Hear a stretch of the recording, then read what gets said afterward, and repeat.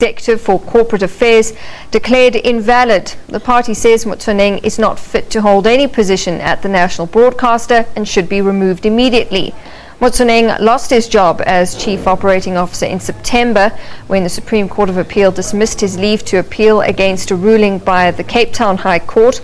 The High Court ruling set aside his permanent appointment as COO. The SABC then reappointed him Group Executive for Corporate Affairs. The DA has opposed 3 groups that had applied to be friends of the court today, saying their applications should be dismissed with costs.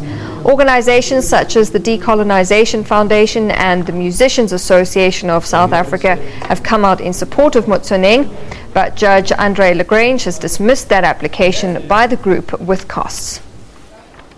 Well, for more on what came out of court that session this morning, we cross to our reporter Nomawethu Solwandle, who's in Cape Town. Nomawethu, a very good afternoon to you. There are a number of challenges going on in court there, one against the outcome of Motsoeneng's disciplinary hearing and the other against his current position at the SABC.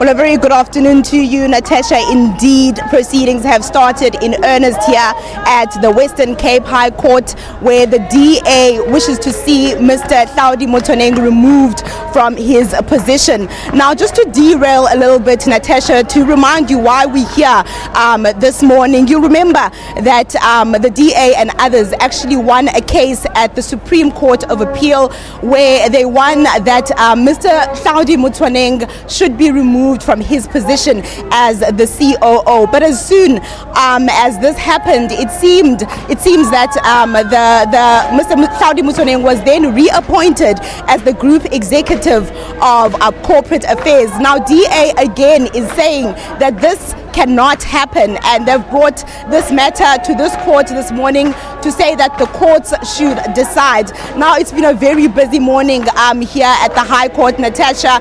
Now, the advocate for the DA, Mr.